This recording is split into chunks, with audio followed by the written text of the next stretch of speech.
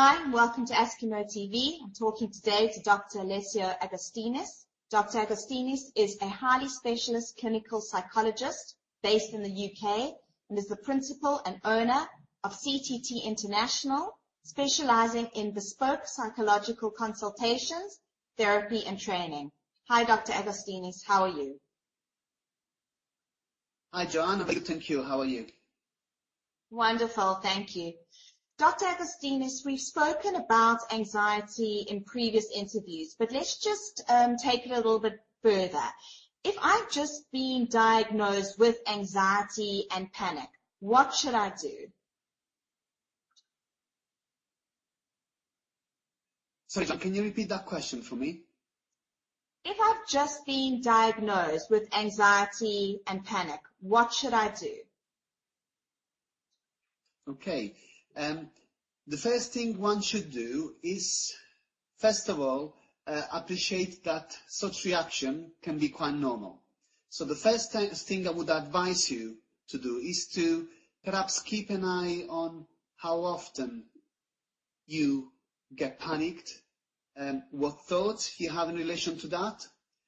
And the reason why I'm saying this is it would be needing to be significant enough for you to seek support, which is the next step. Now, if that panic means as you stand in a post office queue or at the shop and you have pounding heart, you feel you might die, you have sensations of choking, butterflies in the stomach, and this is not a one-off.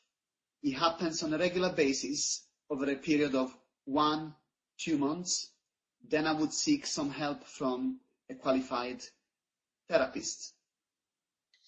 What can I do to get rid of anxiety and its symptoms? I would say, as in the first interview, the first part of it is the new evidence tells us that trying to get rid of this automatic, inbuilt stress response qualities, if you want, is not necessarily in all cases an achievable goal. I would say the first step is to come to a place of acceptance that some of these processes are important and essential for our survival. So for example, if I was standing in the middle of the road and a bus or a coach was coming high speed towards me, I would experience the very similar sensations that one would experience as having a panic attack. That's my brain telling me I need to get out of the way and I need to be safe. So at one level, we shouldn't get rid of this, otherwise we wouldn't survive. On another level, when these symptoms, these experiences occur in an appropriate context or in an unhelpful context, that is when then we should aim to reduce and manage the symptoms. What are the barriers that people face in overcoming anxiety disorders and its symptoms?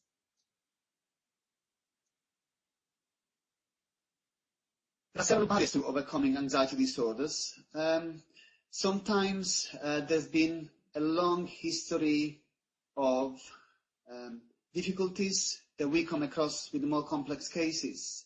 I often see, for example, people have difficulties in childhood, people in care quite a few times who never felt safe, who never felt supported or loved, and that just primed them throughout the development to keep in a threat response mode to survive the environment they unfortunately had to grow up in. There could be several causes. Some barriers may be that people don't have the right access to the right treatment at the right time. Some of the barriers I see a lot are inappropriate referrals.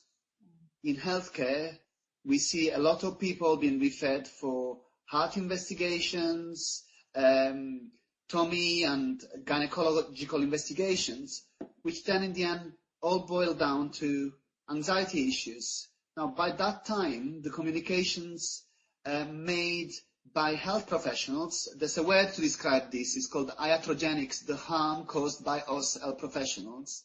At that point, the person is so worried, so unsure about what's happening to them, that actually the very process which was meant to help them in the first place is the process that continues to maintain and perseverate that degree of anxiety.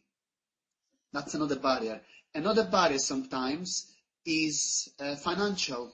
Not always there is free treatment available for people, and people cannot access it. However, the internet is a fantastic resource these days, as we can tell right now. So there are ways and means to find out about stuff. Is anxiety caused by biological reasons, chemical imbalances, or both? This is an endless debate. There is lots of biological, evolutionary even evidence on this. There are lots of studies and data on the environment on this. Now, I think any researcher, any clinician would agree that at some level is an interaction of both. Where they would disagree is how much one influences the other.